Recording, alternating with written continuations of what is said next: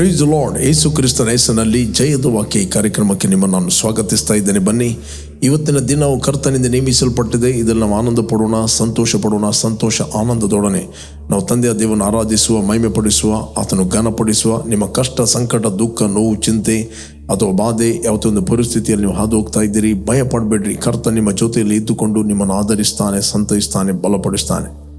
ಬನ್ನಿ, ನಾವು ಒಟ್ಟಾಗಿ ತಂದೆಯ ದೇವನ ಆರಾಧಿಸುವ ಮತ್ತು ಆತನು ಮಹಿಮೆ ಪಡಿಸುವ.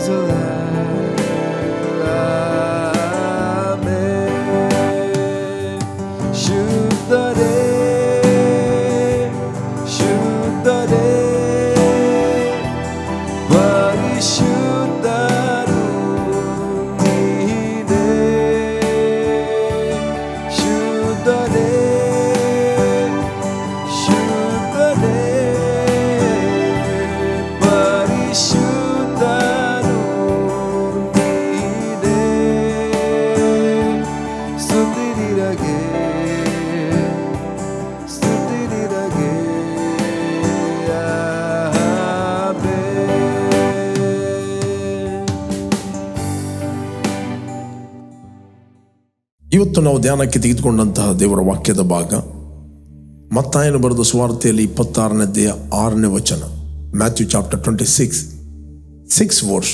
ಈ ವಚನ 6-7 ಅನ್ನು ಓದಿ, 6ನೇ ವಚನ ಮತ್ತು 7ನೇ ವಚನ ಓದಿ ಇದರ ಮೇಲೆ ನಾವು ಧ್ಯಾನ ಮಾಡುವ. ಯೇಸು ಬೆತಾನ್ಯದಲ್ಲಿ ಕುಷ್ಠರೋಗಿಯಾದ ಸೀಮೋನನ ಮನೆಯಲ್ಲಿದ್ದಾಗ ಒಬ್ಬ ಸ್ತ್ರೀಯು ಬಹು ಬೆಲೆಯುಳ್ಳ ಸುಗಂಧ ತೈಲದ ಭರಣಿಯನ್ನು ತೆಗೆದುಕೊಂಡು ಆತನ ಬಳಿಗೆ ಬಂದು ಆತನು ಊಟಕ್ಕೆ ಕೂತಿರುವಾಗ ಆ ತೈಲವನ್ನು ಆತನ ತಲೆಯ ಮೇಲೆ ಹೊಯ್ದಳು. 8ನೇ ವಚನ. ಶಿಷ್ಯರು ಇದನ್ನು ಕಂಡು ಕೋಪಗೊಂಡು, ಈ ನಷ್ಟ ಯಾತಕ್ಕೆ? ಈ ತೈಲವನ್ನು ಬಹಳ ಹಣಕ್ಕೆ ಮಾರಿ ಬಡವರಿಗೆ ಕೊಡಬಹುದಾಗಿತ್ತಲ್ಲ ಅಂದರು. Praise God. ಇಲ್ಲಿ ನಾವು ನೋಡ್ತೇವೆ, ಇದೇ ವಚನವನ್ನು ನಾವು ಯೋಹಾನನ ಸುವಾರ್ತೆಯಲ್ಲಿ 12ನೇ ಅಧ್ಯಾಯದಲ್ಲಿ ಓದಿದರೆ ನಮಗೆ ಸಿಗ್ತದೆ. 12ನೇ ಅಧ್ಯಾಯ ಯೋಹಾನ ಸುವಾರ್ತೆಯಲ್ಲಿ 12 ಚಾಪ್ಟರ್ 2 ವರ್ಸ್. ಓಕೆ, 1ರಿಂದ ನಾನು ಓದ್ತೇನೆ. ಪಾಸ್ಕ ಹಬ್ಬವು ಇನ್ನು 6 ದಿವಸ ಮುಂದೆ ಇರಲಾಗಿ ಯೇಸು ಬೆತಾನ್ಯಕ್ಕೆ ಬಂದನು. ಯೇಸು ಸತ್ತವರ ಒಳಗಿಂದ ಎಬ್ಬಿಸಿದ ಲಾಜರಸನು ಅಲ್ಲಿದ್ದನು. ಯೇಸುವಿಗೆ ಅಲ್ಲಿ ಔತಣ ಮಾಡಿಸಲು ಮಾರ್ತಳು ನೆರವಾಗಿದ್ದಳು. ಲಾಜರನು ಆತನ ಸಂಗಡ ಊಟಕ್ಕೆ ಕೂತವರಲ್ಲಿ ಒಬ್ಬನು. ಆಗ ಮರಿಯಳು ಬಹು ಬೆಲೆಯುಳ್ಳ ಅಚ್ಚ ಜಟಮಾಂಸ ತೈಲವನ್ನು 1 ಸೇರಷ್ಟು ತಂದು ಯೇಸುವಿನ ಪಾದಕ್ಕೆ ಹಚ್ಚಿ ತನ್ನ ತಲೆ ಕೂದಲಿನಿಂದ ಆತನ ಪಾದಗಳನ್ನು ಒರೆಸಿದಳು. ಆ ತೈಲದ ಪರಿಮಳವು ಮನೆಯಲ್ಲೆಲ್ಲ ತುಂಬಿಕೊಂಡಿತ್ತು. ಆದರೆ ಆತನ ಶಿಷ್ಯರಲ್ಲಿ ಒಬ್ಬನು, ಅಂದರೆ ಆತನು ಹಿಡುಕೊಡುವುದಕ್ಕಿದ್ದ ಇಸ್ಕರಿಯೋತ ಯೂದನೆಂಬವನು, ಯಾಕೆ ಈ ತೈಲವನ್ನು 300 ಹಣಕ್ಕೆ ಮಾರಿ ಬಡವರಿಗೆ ಕೊಡಲಿಲ್ಲ ಅಂದನು. 6ನೇ ವಚನ. ಅವನು ಬಡವರಿಗೋಸ್ಕರ ಚಿಂತಿಸಿ ಇದನ್ನು ಹೇಳಲಿಲ್ಲ. ಅವನು ಕಳ್ಳನಾಗಿದ್ದು ತನ್ನ ವಶದಲ್ಲಿದ್ದ ಅವರ ಹಣದ ಚೀಲದಲ್ಲಿ ಹಾಕಿದ್ದನ್ನು ತಕೊಳ್ಳುವನಾಗಿದ್ದರಿಂದಲೇ ಹೇಳಿದನು. ಪ್ರಿಯರೇ, ನಾವು ಮತ್ತಾಯ ಒಂದು ರೀತಿಯಲ್ಲಿ ಬರೆಯುವುದಾದರೆ ಇಲ್ಲಿ ಯೋಹಾನನು ಡೀಟೇಲ್ ಆಗಿ ಬರೆಯುತ್ತಾನೆ. ಇಲ್ಲಿ ಯೇಸು ಸ್ವಾಮಿ ಅಲ್ಲಿ ಮುಂದೆ ಹೇಳುವುದನ್ನು ನಾವು ನೋಡ್ತೇವೆ. ಈ ಸ್ತ್ರೀಗೆ ನೀವು ತೊಂದರೆ ಕೊಡಬೇಡ್ರಿ, ಈ ಸ್ತ್ರೀಗೆ ನೀವು ತೊಂದರೆ ಕೊಡಬೇಡಿ. ಅದು ನಾವು ಮುಂದೆ ಹೋದ್ವು. ಇಲ್ಲಿ ಈ ಸ್ತ್ರೀ ತನ್ನಲ್ಲಿ ಇರುವ ಬೆಸ್ಟನ್ನು, ಅಚ್ಚ ಜಟಮಾಂಸ ಎಣ್ಣೆ, ಆ ತೈಲವನ್ನು ಸಾಧಾರಣ ಯೂದನು ಲೆಕ್ಕಾಚಾರ ಹಾಕಿದ 300 ನಾಣ್ಯಕ್ಕೆ ಮಾರಿ ಬಡವರಿಗೆ ಕೊಡ್ಬೋದಿತ್ತಲ್ಲ. ಈ ಯೂದನು ನಾವು ನೋಡ್ತೇವೆ, ಆತನು ಕಳ್ಳನಾಗಿದ್ದ.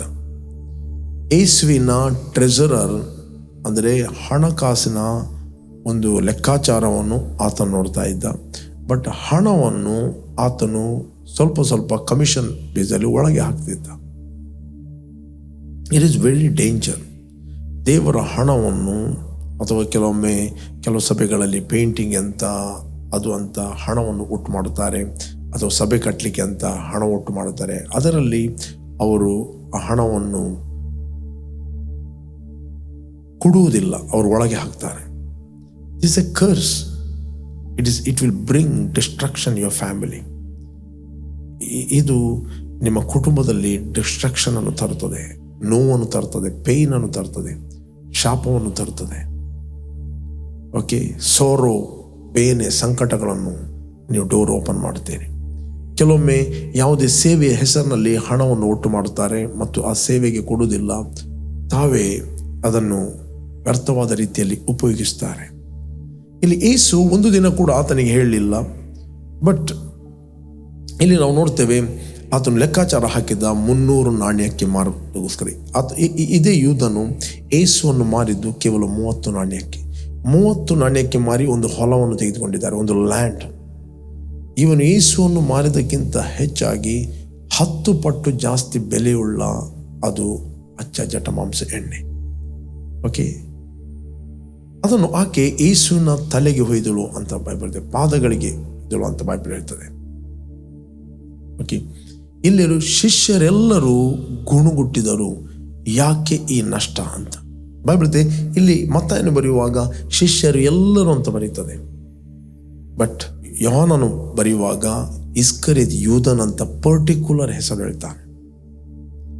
ಕೆಲವೊಮ್ಮೆ ಸಭೆಯಲ್ಲಿ, ಕೆಲವೊಮ್ಮೆ ಒಂದು ಗುಂಪಿನಲ್ಲಿ ಒಬ್ಬ ವ್ಯಕ್ತಿ ಸಾಕು ಈ ಒಂದು ಅಪಪ್ರಚಾರ ಮಾಡಲಿಕ್ಕೆ. ಜಸ್ಟ್ ಯೂದನು ಹೇಳಿರ್ಬೋದು ಮತ್ತಾಯನ ಹತ್ರ, ಮತ್ತಾಯ ಯಾಕೆ ಈ ನಷ್ಟ, ಇದೆಲ್ಲ ಬೇಕಿತ್ತ, ಯೇಸುಗೆ ಅಷ್ಟು ಅರ್ಥ ಆಗುವುದಿಲ್ವಾ? 300 ನಾಣ್ಯದ ಬೆಲೆ ಬಾಳುವಂಥ ತೈಲವನ್ನು ಯೇಸುವಿನ ಪಾದಗಳಿಗೆ ಹಾಕಿ ವೇಸ್ಟ್ ಮಾಡ್ತಾ ಇದ್ದಾರಲ್ಲ. ಎಷ್ಟು ಬಡವರಿದ್ದಾರೆ, ಕಷ್ಟದಲ್ಲಿದ್ದ ಜನರಿದ್ದಾರೆ, ಸಮಸ್ಯೆಯಲ್ಲಿದ್ದವರಿದ್ದಾರೆ, ಅವ್ರಿಗೆ ಕೊಡ್ಬೋದಿತ್ತಲ್ಲ. ರೈಟ್? ಅದು ಮತ್ತಾಯನಿಗೆ ಸರಿ ಅಂತ ಕಂಡಿತ್ತು. ಮತ್ತಾಯನು ಹೋಗಿ ತದ್ದಯ್ಯನ ಹತ್ರ ಮೆಲ್ಲ ಕಿವಿಯಲ್ಲಿ ಹೇಳಿದ. ತದ್ದಯ್ಯ ಯೋಹನ ಹತ್ರ ಹೇಳಿದ, ಯೋಹನ ಪೇತ್ರನ ಹತ್ರ ಹೇಳಿದ, ಪೇತ್ರ ಯಾಕೋಬನ ಹತ್ರ ಹೇಳಿದ. ಹೀಗೆ ನಾವು ನೋಡ್ತೇವೆ 12 ಶಿಷ್ಯರು ಒಂದೇ ಲೆಕ್ಕದಲ್ಲಿ ಗುಣಗುಟ್ಟಿದ್ದು. ಇದನ್ನ ಮೂಲ ಯಾರು ಅಂತ ಪತ್ತೆ ಹಚ್ಚಲಿಲ್ಲ. ಅದಕ್ಕೋಸ್ಕರ ಮತ್ತಾಯನು ತನ್ನನ್ನು ಸೇರಿಸಿಕೊಂಡು ಹೇಳ್ತಾನೆ, ಶಿಷ್ಯರೆಲ್ಲರೂ ಇದಕ್ಕೆ ಗುಣಗುಟ್ಟಿದರು. ಬಟ್ ಯೋಹಾನನು ಇಲ್ಲಿ ಪರ್ಟಿಕ್ಯುಲರ್ ವ್ಯಕ್ತಿ, ಓಕೆ, ಪ್ರಾಬ್ಲಮ್ ಮೇಕರ್, ಸಮಸ್ಯೆಯನ್ನು ಎಬ್ಬಿಸುವ ವ್ಯಕ್ತಿ ಯಾರಂತ ಪರ್ಟಿಕ್ಯುಲರ್ ಹಿಡಿದು ಮಾತಾಡುತ್ತಾನೆ. ಅವನು ಯೂದ. ಬೈಬಲ್ ಹೇಳ್ತದೆ, ಅವನಿಗೆ ಬಡವರ ಚಿಂತೆ ಇರಲಿಲ್ಲ. ಇವತ್ತು ಅನೇಕರು ಬಡವರ ಬಗ್ಗೆ ಮಾತಾಡ್ತಾರೆ. ಏನಾದರೂ ಫಂಕ್ಷನ್ ಮಾಡಿದ್ರು, ಏನಾದರೂ ಖರ್ಚಾಯಿತು, ಏನಾದರೂ ಆದ ಕೂಡಲೇ ಇಮಿಡಿಯೇಟ್ಲಿ ಅವರಿಗೆ ಬಡವರದ್ದು ನೆನಪು ಬರ್ತದೆ. ಆ್ಯಕ್ಚುಲಿ ₹1 ಅವರು ಬಡವರಿಗೆ ಕೊಡುವುದಿಲ್ಲ, ₹1 ಅವರು ಬಡವರಿಗೆ ಸಹಾಯ ಮಾಡುವುದಿಲ್ಲ. ಬಡವರ ವಿಷಯದಲ್ಲಿ ಅವರಿಗೆ ಚಿಂತೆ ಇಲ್ಲ. But they are talking about the poor. ನೀನು ಬಡವರಿಗೆ ಮಾತಾಡಬೇಕು ಯಾವಾಗಂತೇಳಿ, ನೀನು ಮೊದಲು ಕೊಡುವವನಾಗಬೇಕು. ನೀನು ಹೆಲ್ಪ್ ಮಾಡುವವನಾಗಿದ್ದರೆ, ನೀನು ಕೊಡುವವನಾಗಿದ್ದರೆ ನಿನಗೊಂದು ರೈಟ್ ಇದೆ ಈ ಮಾತನ್ನು ಮಾತಾಡಲಿಕ್ಕೆ. ಎಲ್ಲಿವರೆಗೆ ನೀನು ಜೀವಿಸ್ತಿಲ್ಲ ಅಲ್ಲಿವರೆಗೆ ನೀನು ಬಡವರ ವಿಷಯದಲ್ಲಿ ಸುಮ್ಮನೆ ಇನ್ನೊಬ್ಬರಿಗೆ ಜಡ್ಜ್ ಮಾಡಲಿಕ್ಕೆ ಆಗುವುದಿಲ್ಲ. ಮತ್ತು ನಾವು ಇನ್ನೊಬ್ಬರಿಗೆ ತೀರ್ಪು ಮಾಡೋದು ಗೊತ್ತಿಲ್ಲದೆ ಅದು ಕೂಡ ಬಹಳ ಅಪಾಯಕಾರಿಯಾದದ್ದು. ಓಕೆ, ಸಮ್ಟೈಮ್ಸ್ ಬಿಟರ್ನೆಸ್, ಸಮ್ಟೈಮ್ಸ್ ಕಹಿ ಭಾವನೆ ಅದು ಮಾತಾಡುತ್ತದೆ. ಪ್ರಿಯರೇ, ನಿಜವಾಗಿ ಬಡವರಿಗೆ ಕೊಡಲಿಕ್ಕೆ ಇರುವ ವ್ಯಕ್ತಿ, ಅವನಿಗೆ ದೇವರು ಬಡವರಿಗೆ ಕೊಡಲಿಕ್ಕೆ ಒದಗಿಸಿಕೊಡ್ತಾನೆ. ಬಡವರಿಗೆ ನೀನು ಕೊಡುವಂಥದ್ದು ಅದು ನಿನ್ನ ಲಾಭಕ್ಕೆ. ಬೈಬಲ್ ಹೇಳ್ತದೆ, ಬಡವರಿಗೆ ಕೊಡುವವನು ಯೆಹೋವನಿಗೆ ಸಾಲ ಕೊಡುತ್ತಾನೆ. ಬಡವನನ್ನು ಕನಿಕರಿಸುವನು ಯೆಹೋವನನ್ನು ಸನ್ಮಾನಿಸ್ತಾನೆ. ಬಡವರನ್ನು ಹಿನ್ನಯಿಸುವವನು ದೇವರನ್ನು ತಿರಸ್ಕರಿಸ್ತಾನೆ ಅಂತ ಬೈಬಲ್ ಹೇಳ್ತದೆ. ಪ್ರೇರೆ, ಇಲ್ಲಿ ನಾವು ನೋಡ್ತೇವೆ, ಇಲ್ಲಿ ಈ ಸ್ತ್ರೀ 26ನೇ ಅಧ್ಯಾಯದಲ್ಲಿ ನಾನು ಪುನಃ ಓದ್ತೇನೆ, 26 ಮತ್ತಾಯ. ಯೇಸು ಅದನ್ನು ತಿಳಿದು ಅವರಿಗೆ, ಈ ಸ್ತ್ರೀಗೆ ಯಾಕೆ ತೊಂದರೆ ಕೊಡ್ತೀರಿ? ಈಕೆ ನನಗೆ ಒಳ್ಳೆಯ ಕಾರ್ಯವನ್ನು ಮಾಡಿದ್ದಾಳೆ. ಬಡವರು ಯಾವಾಗಲೂ ನಿಮ್ಮ ಬಳಿಯಲ್ಲಿ ಇರುತ್ತಾರೆ. 26ನೇ ಅಧ್ಯಾಯ 10ನೇ ವಚನ. ಯೇಸು ಅದನ್ನು ತಿಳಿದು ಅವರಿಗೆ, ಈ ಸ್ತ್ರೀಗೆ ಯಾಕೆ ತೊಂದರೆ ಕೊಡುತ್ತೀರಿ? ಈಕೆ ನನಗೆ ಒಳ್ಳೆಯ ಕಾರ್ಯವನ್ನು ಮಾಡಿದ್ದಾಳೆ. ಬಡವರು ಯಾವಾಗಲೂ ನಿಮ್ಮ ಬಳಿಯಲ್ಲಿ ಇರುತ್ತಾರೆ, ಆದರೆ ನಾನು ನಿಮ್ಮಲ್ಲಿ ಯಾವಾಗಲೂ ಇರುವುದಿಲ್ಲ. ಈಕೆಯು ಈ ತೈಲವನ್ನು ನನ್ನ ದೇಹದ ಮೇಲೆ ಹೊಯ್ದದ್ದು ನನ್ನ ಉತ್ತರ ಕ್ರಿಯೆಗಾಗಿ. ಈ ಸುವಾರ್ತೆಯು ಸರ್ವ ಲೋಕದಲ್ಲಿ ಎಲ್ಲೆಲ್ಲಿ ಸಾರಲಾಗುವುದೋ ಅಲ್ಲಲ್ಲಿ ಈಕೆ ಮಾಡಿದ್ದನ್ನು ಸಹ ಈಕೆಯ ನೆನಪಿಗಾಗಿ ಹೇಳುವರೆಂದು ನಿಮಗೆ ಸತ್ಯವಾಗಿ ಹೇಳುತ್ತೇನೆ ಅಂತ ಹೇಳಿದನು. ನೀವು ಯೇಸುಗೋಸ್ಕರ ಏನು ಮಾಡಿದ್ದೀರಿ? That is not waste. ನೀವು ಯೇಸುಗೋಸ್ಕರ ಏನು ಟೈಮ್ ಸ್ಪೆಂಡ್ ಮಾಡಿದ್ದೀರಿ, ಏನು ಕೊಟ್ಟಿದ್ದೀರಿ, ಕರ್ತನ ನಾಮದ ನಿಮಿತ್ತವಾಗಿ ನೀವು ಏನು ಒಳ್ಳೆಯ ಕೆಲಸ ಮಾಡಿದ್ದೀರಿ, ಅದು ಜನರ ಲೆಕ್ಕದಲ್ಲಿ ವೇಸ್ಟ್ ಅಂತ ಅನಿಸ್ಬೋದು. ನೀವು ಸಭೆಗೆ ಬರುತ್ತೀರಿ, ಚೇರ್ ಇಡ್ತೀರಿ, ಅಥವಾ ಸಿಸ್ಟಮನ್ನು ಸಹಾಯ ಮಾಡುತ್ತೀರಿ, ಅಥವಾ ಜಸ್ಟ್ ಜನರಿಗೆ ವೆಲ್ಕಮ್ ಮಾಡುತ್ತೀರಿ. ಒಂದು ಸಭೆಗೆ ಬಂದಾಗ ಏನಾದರೂ ಪಾರ್ಟ್ ತೆಗೆದುಕೊಳ್ತಾ ಇದ್ದೀರಿ, ಅಥವಾ ಕೀಬೋರ್ಡ್ ವರ್ಷಿಪ್ ಮಾಡ್ತಾ ಇದ್ದೀರಿ, ಅಥವಾ ಇದ್ರ ಬಗ್ಗೆ ಹೆಲ್ಪ್ ಮಾಡ್ತಾ ಇದ್ದೀರಿ. Maybe you are giving something to the kingdom of God. Nothing is waste. Maybe ಅನೇಕ ಜನರು ಬಂದು ನಿಮಗೆ ಪ್ರೊವೋಕ್ ಮಾಡ್ಬೋದು, ನೀನು ವ್ಯರ್ಥ ಮಾಡ್ತಾ ಇದ್ದೀವಿ, ವೇಸ್ಟ್ ಮಾಡ್ತಾ ಇದ್ದೀನಿ. ನೋ, ಬೈಬಲ್ ಹೇಳ್ತದೆ, ಈ ಸ್ವಾರ್ಥ ಎಲ್ಲೆಲ್ಲ ಸಾರಲ್ಪಡ್ತಾರೋ ಈಕೆಯನ್ನು ನೆನಪು ಮಾಡ್ತಾರೆ, ಈಕೆಯನ್ನು ನೆನಪು ಮಾಡ್ತಾರೆ ಬೈಬಲ್ ಹೇಳ್ತದೆ. ಬಟ್ ದೇವರು ಅನೇಕ ಸ್ತ್ರೀಯರ ಹತ್ರ ಮಾತಾಡಿದ್ದಾನೆ. ಬಟ್ ಕೆಲವರು ಕ್ವಿಕ್ ಆಗಿ ರೆಸ್ಪಾನ್ಸ್ ಕೊಡ್ತಾರೆ, ಕೆಲವರು ತಡವಾಗಿ ರೆಸ್ಪಾನ್ಸ್ ಕೊಡ್ತಾರೆ. ಕೆಲವೊಮ್ಮೆ ರೈಟ್ ಸಂಗತಿಗಳನ್ನು ರೈಟ್ ಸಮಯದಲ್ಲಿ ಮಾಡಿದರೆ ನಮಗೆ ಫ್ರೂಟ್ ಸಿಗ್ತದೆ. ರೈಟ್ ಸಂಗತಿಗಳನ್ನು ರಾಂಗ್ ಟೈಮಲ್ಲಿ ಮಾಡಿದರೆ ನಮಗೆ ಫ್ರೂಟ್ ಸಿಗೋದಿಲ್ಲ.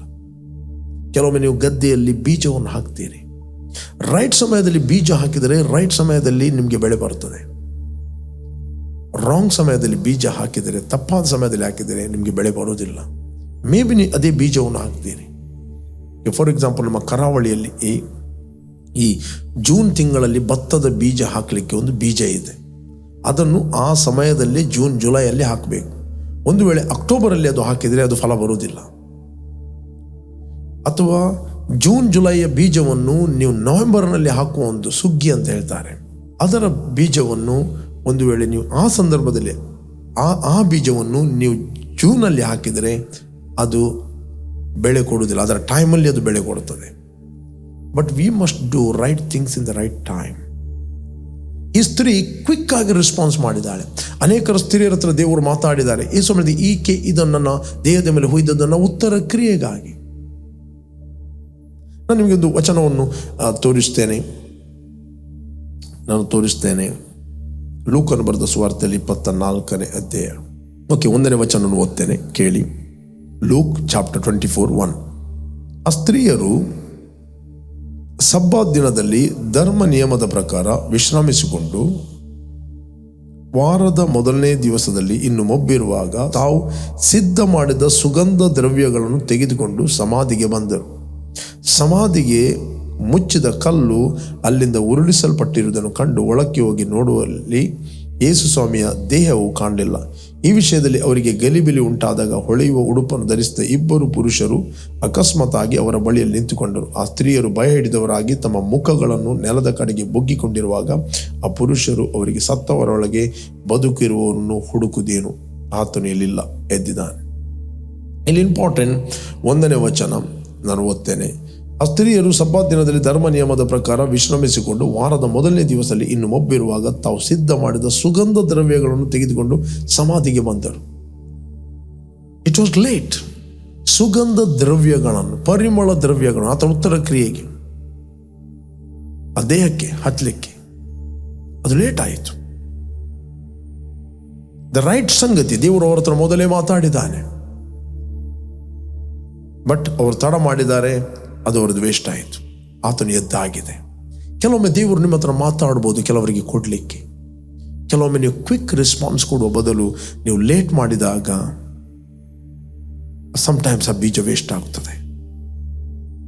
ನಾನು ನಿಮ್ಗೆ ಎನ್ಕರೇಜ್ ಮಾಡ್ತೇನೆ, always be sensitive to the Holy Spirit. ಕೆಲವೊಮ್ಮೆ ದೇವರು ನಿಮಗೆ ಥಾಟ್ಗಳ ಮೂಲಕ ಮಾತಾಡ್ಬೋದು, ಕನಸುಗಳ ಮೂಲಕ ಮಾತಾಡ್ಬೋದು. ಕೆಲವೊಮ್ಮೆ ನಿಮಗೆ ಇನ್ಸ್ಪಿರೇಷನ್ ಆಗ್ಬೋದು. ಮೇ ಬಿ ನಾನೊಂದು ಬೀಜವನ್ನು ಬಿತ್ತುತ್ತೇನೆ ಕನ್ಸ್ಟ್ರಕ್ಷನ್ಗೋಸ್ಕರ, ಅಥವಾ ಸ್ವಾರ್ಥೆಯನ್ನು ಸಾರೋದಕ್ಕೋಸ್ಕರ, ಅಥವಾ ಜಯದ ವಾಕ್ಯಕ್ಕೋಸ್ಕರ, ಏನಾದರೂ ನಾನು ಒಂದು ಬೀಜವನ್ನು ಬಿತ್ತುತ್ತೇನೆ. ನೀವು ರೈಟ್ ಸಮಯದಲ್ಲಿ ರೈಟ್ ಸಂಗತಿಗಳು ಮಾಡಿದಾಗ, ಫೇತಲ್ಲಿ ಮಾಡಿದಾಗ, you will have a great reward. ಏನು ದೇವರ ರಾಜ್ಯಕ್ಕೋಸ್ಕರ ನೀವು ಬಿತ್ತಿದ್ದೀರಿ, ನಿಮ್ಮ ಸೆನ್ಸ್ ನಾಲೆಜ್, ಲೋಕ, ಜನ, ರಿಲೇಟಿವ್ಗಳು ವೇಸ್ಟ್ ಅಂತ ಹೇಳ್ಬೋದು. ಬಟ್ ದೇವರು ಹೇಳ್ತಾನೆ ಅದು ವೇಸ್ಟ್ ಅಲ್ಲ, ಅದು ವೇಸ್ಟ್ ಅಲ್ಲ. ಈ ಸಮಯದ ಅನೇಕರು ಈಕೆಯನ್ನು ನೆನಪು ಮಾಡುವ. ಇವತ್ತು ಕೂಡ 12 ಶಿಷ್ಯರ ವಿಷಯದಲ್ಲಿ ಅನೇಕರಿಗೆ ನೆನಪಿಲ್ಲ ಹೆಸರು, ಬಟ್ ಈಕೆಯನ್ನು ನೆನಪು ಮಾಡುತ್ತಾರೆ. ನಿಮಗೊಂದು ನನ್ನ ವಚನ ನಾನು ತೋರಿಸಲಿಕ್ಕೆ ಇಷ್ಟಪಡುತ್ತೇನೆ. ಸಾಮ್ಸ್ 112ನೇ ಕೀರ್ತನೆ 112. ನಾನು 1ರಿಂದ ಓದ್ತೇನೆ, ಕೇಳ್ರಿ. ಯಾವನು ಯೆಹೋವನಲ್ಲಿ ಭಯಭಕ್ತಿ ಉಳ್ಳವನಾಗಿ, ಯಾವನಿಗೆ ಸ್ತೋತ್ರ, ಯಾವನು ಯೆಹೋವನಲ್ಲಿ ಭಯಭಕ್ತಿ ಉಳ್ಳವನಾಗಿ ಆತನ ಆಜ್ಞೆಗಳಲ್ಲಿ ಅತ್ಯಾನಂದ ಪಡುವನು, ಅವನೇ ಧನ್ಯನು. ಅವನ ಸಂತಾನವು ಲೋಕದಲ್ಲಿ ಬಲಿಷ್ಠವಾಗುವುದು, ನೀತಿವಂತನ ವಂಶವು ಶುಭ ಹೊಂದುವುದು. ಅವನ ಮನೆಯಲ್ಲಿ ಧನ ಐಶ್ವರ್ಯಗಳಿರುವು, ಅವನ ನೀತಿಯು ಸದಾಕಾಲವು ಫಲಿಸುತ್ತಿರುವುದು. ಯಥಾರ್ಥರಿಗೆ ಕತ್ತಲೆಯಲ್ಲಿಯೂ ಜ್ಯೋತಿ ಮೂಡುವುದು. ದಯೆ ಕನಿಕರವು ನೀತಿ ಉಳ್ಳ ದೇವರೇ ಆ ಜ್ಯೋತಿ. ದಯಾಳುವಾಗಿ ಧನ ಸಹಾಯ ಮಾಡುವನು, ತನ್ನ ಕಾರ್ಯಗಳನ್ನು ನೀತಿಯಿಂದ ನಡೆಸುವನು ಭಾಗ್ಯವಂತನು. ಅವನು ಎಂದಿಗೂ ಕದಲುವುದಿಲ್ಲ. ನೀತಿವಂತನನ್ನು 6ನೇ ವಚನ, ಅವನು ಎಂದಿಗೂ ಕದಲುವುದಿಲ್ಲ, ನೀತಿವಂತನನ್ನು ಯಾವಾಗಲೂ ನೆನೆಸುವರು. ನೀತಿವಂತ ಅಂದರೆ ಯಾವಾಗಲೂ ಕೊಡುವ ವ್ಯಕ್ತಿ, ಟೈಮಲ್ಲಿ ಕೊಡುವ ವ್ಯಕ್ತಿ. ಅನೇಕ ಜನರಿಗೆ ನಿಮ್ಮ ವಿಷಯದಲ್ಲಿ ನೆನಪು ಬರ್ತದೆ, ನಿನ್ನನ್ನು ಯಾವಾಗಲೂ ಅವರು ನೆನಪು ಮಾಡುತ್ತಾರೆ. ಕೆಲವರು ಮರೆತು ಬಿಡ್ತಾರೆ. ಕಾರಣ ಏನು? That is not their problem, that is your problem. ಇವತ್ತು ಒಂದು ವೇಳೆ ಜನರು, ಕುಟುಂಬದವರು, ರಿಲೇಟಿವ್ಸ್ಗಳು ನಿನ್ನನ್ನು ಮರೆತು ಬಿಡುವುದಾದರೆ ಕಾರಣ ಏನಂತ ಹೇಳಿದರೆ ಅದಕ್ಕೆ ನೀನು ಕಾರಣ. ನಿನ್ನ ಹತ್ರ ಕೈಯಲ್ಲಿ ಏನು ಇತ್ತು ಅದನ್ನು ನೀನು ಬಿತ್ತುವ ಸಂದರ್ಭದಲ್ಲಿ ಬಿತ್ತಿಲ್ಲ. ನೀನು ಬಿತ್ತಿದಾಗ ಕೊಡಿರಿ, ಜಡಿದು ಅಲ್ಲಾಡಿ ಹೊರಸೂಸುವಷ್ಟು ನಿಮ್ಮ ಸೆರಗೆ ಹಾಕೂರು ಅಂತ ವಾಕ್ಯ ಹೇಳ್ತದೆ. ಅದರರ್ಥ ಅನೇಕರಿಗೆ ನಿಮ್ಮ ವಿಷಯದಲ್ಲಿ ನೆನಪು ಬರುತ್ತದೆ, ಕೊಡಲಿಕ್ಕೆ ಪ್ರೇರೇಪಣೆ ಆಗ್ತದೆ, ನಿಮಗೆ ಹೆಲ್ಪ್ ಮಾಡಲಿಕ್ಕೆ ಪ್ರೇರೇಪಣೆ ಆಗ್ತದೆ. They will remembering you. Time to time ನಿಮ್ಮ ನೆನಪು ಅವರಿಗೆ ಬರುತ್ತದೆ. When you give to the kingdom, ಯಾವಾಗ ನೀವು ದೇವರ ರಾಜ್ಯಕ್ಕೆ ಕೊಡುತ್ತೀರಿ, ದೇವರ ಸ್ವಾರ್ಥಕ್ಕೆ ಕೊಡುತ್ತೀರಿ, ದೇವರ ಕೆಲಸಕ್ಕೆ ನೀವು ಕೊಡುತ್ತೀರಿ, ಅಥವಾ ಏನೇ ನೀವು ಹೆಲ್ಪ್ ಮಾಡ್ತಾ ಇದ್ದೀರಿ, ಇಟ್ ವಿಲ್ ಕಮ್ ಬ್ಯಾಕ್ ಅದೇ ಹಾರ್ವೆಸ್ಟ್. ಅನೇಕರು ನಿಮ್ಮನ್ನು ನೆನೆಸುವರು, ಅನೇಕರು ನಿಮ್ಮನ್ನು ರಿಮೆಂಬರ್ ಮಾಡುವರು. ನಿನ್ನ ಮನೆಯಲ್ಲಿ ಧನ ಐಶ್ವರ್ಯಗಳು ಇದ್ದೇ ಇರುವು, ನಿನಗೆ ಕೊರತೆ ಇರುವುದಿಲ್ಲ. ದೇವರ ರಾಜ್ಯಕ್ಕೆ ನೀನು ಏನನ್ನು ಕೊಟ್ಟಿದ್ದೀಯೋ ಅದು ವೇಸ್ಟ್ ಅಲ್ಲ. ತುಂಬ ಜನ ಹೇಳ್ಬೋದು ಎಂಥ ನಷ್ಟ, ಎಂಥ ವೇಸ್ಟ್ ಅಂತ. ಇವತ್ತು ಬಡವರ ಬಗ್ಗೆ ತುಂಬ ಮಾತಾಡುತ್ತಾರೆ, ಅವರು ಬಡವರಿಗೆ ಕೊಡುವುದಿಲ್ಲ. ಓಕೆ, ಬಡವರಿಗೆ ಕೊಡುವುದು. ನನ್ನ ಹತ್ರ ಇದ್ದಿದ್ರೆ ನಾನು ತುಂಬ ಕೊಡ್ತಾ ಇದ್ದೆ. ನಿನ್ನದಲ್ಲಿ ಇಲ್ಲದೆ ಇರುವುದಕ್ಕೆ ಕಾರಣ ಏನಂತ ಹೇಳಿದ್ರೆ ನಿನ್ನ ಹತ್ರ ಇರುವಾಗ ನೀನು ಬಿತ್ತಲಿಲ್ಲ, ಅದಕ್ಕೋಸ್ಕರ ನಿನ್ನ ಹತ್ರ ಇಲ್ಲ. ನಿನ್ನ ಹತ್ರ ಇಲ್ಲ, ನಿನ್ನ ಹತ್ರ ಏನಿದೆ ಅದನ್ನು ಕೊಡಲಿಕ್ಕೆ ಪ್ರಾರಂಭ ಮಾಡು. ಒಬ್ಬ ದೈವ ಸೇವಕ ಒಂದು ಸಭೆಗೆ ಬಂದ. ಆಗ ಈ ದೈವ ಸೇವಕ ಹೇಳಿದ, ಆ ಸೇವಕ ಹೇಳಿದ, ನಾನು ಬಹಳ ಕೊರತೆಯಲ್ಲಿದ್ದೇನೆ, ನನಗೆ ತುಂಬ ಫೈನಾನ್ಷಿಯಲ್ ಪ್ರಾಬ್ಲಮ್ ಇದೆ, ಯಾರು ನನಗೆ ಹೆಲ್ಪ್ ಮಾಡಲಿಲ್ಲ ಅಂತ. ಅದಕ್ಕೆ ಆ ದೈವ ಸೇವಕ ಹೇಳಿದ, ನಿನ್ನ ಹತ್ರ ಕೊಡ್ಲಿಕ್ಕೆ ಏನಿದೆ? ಕೊಡ್ಲಿಕ್ಕೆ ಏನಿದೆ? ಕೆಲವು ಹಳೆಯ ಬಟ್ಟೆಗಳು ನನ್ನಲ್ಲಿದೆ, ಬೇರೆ ಏನಿಲ್ಲ. ಓಕೆ, ಪ್ರತಿಯೊಂದರ ಹಿಂದೆ ಹಣ ಇದೆ. ಬಟ್ಟೆಯಲ್ಲಿದೆ, ಬ್ಯಾಗಲ್ಲಿದೆ, ಮೊಬೈಲಲ್ಲಿದೆ, ಬೆಲ್ಟಲ್ಲಿದೆ, ಶೂಗಳಲ್ಲಿದೆ, ನಿಮ್ಮ ಪುಸ್ತಕದಲ್ಲಿದೆ, ಎವ್ರಿ ತಿರುಗುವ ಫ್ಯಾನ್ನ ಮೇಲೆ ಇದೆ, ವಾಚಿನಲ್ಲಿದೆ, ಉಂಗುರದಲ್ಲಿದೆ, ಎವ್ರಿಥಿಂಗ್ ಹಣ ಇದೆ. ಬಟ್ ಹಳೆಯ ಬಟ್ಟೆಗಳನ್ನು ಆತನು ತಂದು ಪ್ರಾರ್ಥನೆ ಮಾಡಿ ಆ ಬೀಜವನ್ನು ಆಗಿ ಆತನು ಸೋ ಮಾಡಿದ. ಯಾವಾಗ ಅದನ್ನು ಮೀಟಿಂಗಲ್ಲಿ ಕೂತ್ಕೊಂಡ, ಮಾಡಿ ದೇವರಿಗೆ ಸ್ತೋತ್ರ ಮಾಡ್ತಾ ಇದ್ದ, ಅನೇಕರು ಪ್ರೇರೇಪಿಸಲ್ಪಟ್ಟವರಾಗಿ ಅವನಿಗೆ ಆಫರಿಂಗ್ ಅನ್ನು ತಂದುಕೊಟ್ರು. ಕೊಡದವರು ಕೂಡ ಪ್ರೇರೇಪಿಸಲ್ಪಟ್ಟವರಾಗಿ ಕೊಡಲಿಕ್ಕೆ ಪ್ರಾರಂಭ ಮಾಡಿದ್ರು. ದೇವರ ರಾಜ್ಯಕ್ಕೆ ಕೊಟ್ಟದ್ದು ಯಾವತ್ತೂ ಅದು ನಷ್ಟ ಅಲ್ಲ, ಅದು ಲಾಭ. ದೇವರ ರಾಜ್ಯಕ್ಕೆ ಕೊಡುವಂಥದ್ದು ನೀವು ಕಳಕೊಳ್ಳುವುದಲ್ಲ, ನೀವು ಪಡಕೊಳ್ಳುವಂಥದ್ದು. Change your thinking. ನಿಮ್ಮ ಆಲೋಚಿಸುವ ರೀತಿಯನ್ನು ಬದಲಾಯಿಸಿರಿ. ಈ ಪ್ರಕಟಣೆ ಇಲ್ಲ ಅಂತ ಹೇಳಿದರೆ ಗುಣಗುಡ್ತಾರೆ, ನಷ್ಟ ಅಂತ ಹೇಳ್ತಾರೆ ಶಿಷ್ಯರು. ಬೈಬಲ್ ಹೇಳ್ತದೆ, ಯೂದನು ಗುಣಗುಟ್ಟಿದ. ಯಾಕೆ ಸ್ತ್ರೀ ನಷ್ಟ ಪಡ್ತಾ ಇದ್ದಾಳೆ? ಯೇಸುಗೆ ಕೂಡ ಹೇಳಲಿಕ್ಕೆ ಆಗುವುದಿಲ್ವ? ನಾವು ಮಾತಾಡ್ತಾ ಇದ್ವಿ, ಅದರ ನಡುವಿನಲ್ಲಿ ಬಂದು ಈಕೆ ಉಪದ್ರ ಕೊಡ್ತಾ ಇದ್ದಾಳೆ. What A waste. Nothing is waste. ಜನರ ದೃಷ್ಟಿಯಲ್ಲಿ ನೀವು ಕೊಟ್ಟದ್ದು ವೇಸ್ಟ್ ಅಂತ ಇರ್ಬೋದು. ನೀವು ಕಾಣಿಕೆ ಕೊಡ್ತೀರಿ, ಫಸ್ಟ್ ಫ್ರೂಟ್ ಕೊಡ್ತೀರಿ, that is not a waste. You are function in the kingdom. ಯಾವ ರಾಜ್ಯದಲ್ಲಿ ನೀವು ಹುಟ್ಟಿದ್ದೀರಿ ಆ ರಾಜ್ಯದಲ್ಲಿ ನೀವು ಫಂಕ್ಷನ್ ಆಗುತ್ತೀರಿ. ದೇವರು ನಿಮ್ಮನ್ನು ತೆಗೆದುಕೊಳ್ಳುವನಾಗಿ ಮಾಡೋದಿಲ್ಲ, ಯಾವಾಗಲೂ ಕೊಡುವ ಪೊಸಿಷನಲ್ಲಿ ಇಡುತ್ತಾನೆ, ಅನೇಕರಿಗೆ ಹೆಲ್ಪ್ ಮಾಡುವ ಪೊಸಿಷನಲ್ಲಿ ಇಡ್ತಾನೆ. ನೀವು ಯಾವತ್ತೂ ಕೊರತೆಯಲ್ಲಿ ಬೀಳುವುದಿಲ್ಲ. ನೀತಿವಂತರು ಯಾವತ್ತೂ ಭಿಕ್ಷೆ ಬೇಡುವುದಿಲ್ಲ. ನೀತಿವಂತರು ನನ್ನ ಸಂತಾನ ತಿಪ್ಪೆ ಎತ್ತುವುದನ್ನು ನಾನು ನೋಡಲಿಲ್ಲ ಅಂತ ದಾವೀದ ಹೇಳ್ತಾನೆ. ನಾನು ಹೇಳ್ತೀನಿ, ದೇವರ ವಾಕ್ಯದ ಪ್ರಿನ್ಸಿಪಲ್ಗಳನ್ನು ನೀವು ಅಪ್ಲೈ ಮಾಡಿದರೆ ಕೊರತೆ ನಿಮ್ಮ ಗುಡಾರದ ಬಳಿಗೆ ಬರುವುದಿಲ್ಲ. You will escape from many traps. ನೀವು ಅನೇಕ ಬಲೆಗಳಿಂದ ತಪ್ಪಿಸಲ್ಪಡುತ್ತೀರಿ, ಅನೇಕ ಮೋಸ ವಂಚನೆಗಳಿಂದ ನೀವು ತಪ್ಪಿಸಲ್ಪಡುತ್ತೀರಿ. ನಾನು ನಿಮ್ಗೆ ಎನ್ಕರೇಜ್ ಮಾಡ್ತೇನೆ, ರೈಸ್ ಇನ್ ದ ಸ್ಪಿರಿಟ್. ದೇವರು ನಿಮ್ಗೆ ಏನು ಇನ್ಸ್ಪೈರ್ ಮಾಡುತ್ತಾನೆ, ಇದುವರೆಗೆ ನೀವು ಕೊಡಲಿಕ್ಕೆ ಪ್ರಾರಂಭ ಮಾಡಲಿಲ್ಲ, ಇವತ್ತಿನಿಂದ ತೀರ್ಮಾನ ಮಾಡಿ, ಈ ವರ್ಷದಲ್ಲಿ ತೀರ್ಮಾನ ಮಾಡಿ, ನಾನು ದೇವರ ರಾಜ್ಯಕ್ಕೋಸ್ಕರ ಕೊಡುತ್ತೇನೆ. ಆತನು ಬಿತ್ತುವವನಿಗೆ ಬೀಜವನ್ನು, ಉಣ್ಣುವವನಿಗೆ ಕೊಡುತ್ತಾನೆ. ಬೈಬಲ್ ಹೇಳ್ತದೆ, ಡಿಟ್ರಾನಮಿ 15:10, ನೀವು ಕೊಡುವಾಗ ಉದಾರವಾಗಿ ಬೇಸರಗೊಳ್ಳದೆ ಕೊಡ್ರಿ. ನಾನು ನಿಮ್ಮ ಎಲ್ಲ ಪ್ರಯತ್ನಗಳನ್ನು ಸಫಲಪಡಿಸುವೆನು, ನಾನು ನಿಮ್ಮನ್ನು ಅಭಿವೃದ್ಧಿಪಡಿಸುವೆನು. ನೀವು ಕೊಡುವಾಗ ಬೇಸರಗೊಳ್ಳದೆ ಉದಾರವಾದ ಮನಸ್ಸಿನಿಂದಲೇ ಕೊಡಬೇಕು. ಇದರಿಂದ ನಿಮ್ಮ ದೇವರಾದ ಯೆಹೋವನು ನಿಮ್ಮ ಎಲ್ಲ ಕೆಲಸಗಳಲ್ಲಿಯೂ ಪ್ರಯತ್ನಗಳಲ್ಲಿಯೂ ನಿಮ್ಮನ್ನು ಅಭಿವೃದ್ಧಿಪಡಿಸುವನು. ದೇಶದಲ್ಲಿ ಯಾವಾಗಲೂ ಬಡವರು ಇರುವರಷ್ಟೇ, ಆದ್ದರಿಂದ ನೀವು ಸ್ವದೇಶದವರಾದ ಬಡವರಿಗೂ ಗತಿಯಿಲ್ಲದವರಿಗೂ ಕೈ ನೀಡಿ ಸಹಾಯ ಮಾಡಬೇಕೆಂದು ಆಜ್ಞಾಪಿಸುತ್ತೇನೆ. ಇದು ದೇವರು ಇಸ್ರಾಯೇಲ್ ಜನರಿಗೆ ಇನ್ಸ್ಟ್ರಕ್ಷನ್ ಕೊಟ್ಟ. Okay let's pray. ನೀವು ಇಷ್ಟವರೆಗೆ ಯೇಸುವನ್ನು ರಕ್ಷಕನ ಒಡೆಯನೆಂದು ಅಂಗೀಕಾರ ಮಾಡದಿದ್ದರೆ, this the right time. Call Jesus in your heart, will pray for you. ಭೂಮಿ ಆಕಾಶಗಳನ್ನು ಉಂಟು ಮಾಡಿದ ಸರ್ವಶಕ್ತನಾದ ತಂದೆ, ಯೇಸು ನಾಮದಲ್ಲಿ ನಾವು ನಿನ್ನ ಸನ್ನಿಧಿಯಲ್ಲಿದ್ದೇವೆ. ನೀನು ಸುರಿಸಿದ ರಕ್ತದ ಮೂಲಕ ನಮ್ಮ ಅಪರಾಧಗಳು ಪರಿಹಾರವಾಗಿ ನಮಗೆ ಬಿಡುಗಡೆ ಆಯಿತು. ನಾವು ಯಾವಾಗಲೂ ನಿನ್ನ ರಾಜ್ಯಕ್ಕೋಸ್ಕರ ಕೊಡುವರಾಗಿದ್ದೇವೆ.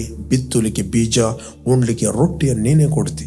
ಯಾರೆಲ್ಲ ತೀರ್ಮಾನ ಮಾಡಿದ್ದಾರೋ, ಯಾರೆಲ್ಲ ಕೊಡಲಿಕ್ಕೆ ತೀರ್ಮಾನ ಮಾಡಿದಾರೋ ಅವರೆಲ್ಲರೂ ಬ್ಲೆಸ್ ಆಗಲಿ, ಫ್ರೂಟ್ಫುಲ್ ಆಗಲಿ. ಅನೇಕ ಸಂಗತಿಗಳು, ಅವರ ಸ್ಟೊಕ್ಕ ಸಂಗತಿಗಳು ಬಿಡುಗಡೆ ಆಗಲಿ. ಅನೇಕರ ಹೃದಯದಲ್ಲಿ ಅವರಿಗೋಸ್ಕರ ದಯೆಯನ್ನು ನೀವು ಹುಟ್ಟಿಸ್ತೆ, ಅದಕ್ಕೋಸ್ಕರ ಸ್ತೋತ್ರ ಯೇಸು ನಾಮದಲ್ಲಿ ತಂದೆ. Amen, amen, amen. ಓಕೆ, ಯಾರು ನೀವು ಬರ್ತ್ಡೇ ಮತ್ತು ವೆಡ್ಡಿಂಗ್ ಆ್ಯನಿವರ್ಸರಿ ಸೆಲೆಬ್ರೇಟ್ ಮಾಡ್ತಾ ಇದ್ದೀರಿ, ನಿಮಗೋಸ್ಕರ ನಾವು ಪ್ರಾರ್ಥನೆ ಮಾಡ್ತೇವೆ. Blessed happy birthday and blessed happy wedding anniversary. ತಂದೆ, ಯಾರು ಬರ್ತ್ಡೇ ಮತ್ತು ವೆಡ್ಡಿಂಗ್ ಆ್ಯನಿವರ್ಸರಿ ಸೆಲೆಬ್ರೇಟ್ ಮಾಡ್ತಾ ಇದ್ದೀರಿ, ಇವರು ಫ್ರೂಟ್ಫುಲ್ ಆಗಲಿ, ಬ್ಲೆಸ್ ಆಗಲಿ. ಕೆಡುಕನೆಲ್ಲ ಕೈಗಳಿಂದ ಇವನು ತಪ್ಪಿಸಿ ಕಾಪಾಡು ಯೇಸು ನಾಮದಲ್ಲಿ ತಂದೆ. ಆಮೆನ್. ಜಯದ ವಾಕ್ಯ ಕಾರ್ಯಕ್ರಮವನ್ನು ಪ್ರತಿದಿನ ಬೆಳಿಗ್ಗೆ ಬಿಗ್ ಜೆ ಟಿವಿಯಲ್ಲಿ 7 ಗಂಟೆಯಿಂದ 7:30 ವೀಕ್ಷಿಸಿರಿ. 7:30 8 ಗಂಟೆಗೆ ಕಾರ್ಯಕ್ರಮವನ್ನು ರಿಪೀಟ್ ಆಗಿ ನಮ್ಮ ಯೂಟ್ಯೂಬ್ ಚಾನಲ್ ವೀಕ್ಷಿಸಬಹುದು. ನಮ್ಮ YouTube channel pastor Roshan Lobo word of victory church Udupi. ಅದೇ ರೀತಿ ಸಂಜೆ ಪ್ರತಿದಿನ 7:15ರಿಂದ 8 ಗಂಟೆ ತನಕ ಫೇಸ್ಬುಕ್ ಮತ್ತು ಯೂಟ್ಯೂಬಲ್ಲಿ ವರ್ಡ್ ಆಫ್ ವಿಕ್ಟರಿ ನಾನು ಲೈವ್ ಆಗಿ ಮಾತಾಡ್ತಾ ಇದ್ದೇನೆ. ಬನ್ನಿ, ನೊಟ್ಟಿಗೆ ಜಾಯ್ನ್ ಆಗಿರಿ. ಕಂಟಿನ್ಯೂ ಆಗಿ ಜಯದ ವಾಕ್ಯ ಕಾರ್ಯಕ್ರಮ ಬಿಗ್ ಜೆ ಟಿವಿಯಲ್ಲಿ ಮತ್ತು ವರ್ಡ್ ಆಫ್ ವಿಕ್ಟರಿ ಚಾನಲ್ ವೀಕ್ಷಿಸಿರಿ. You are bless. ಆಮೆನ್.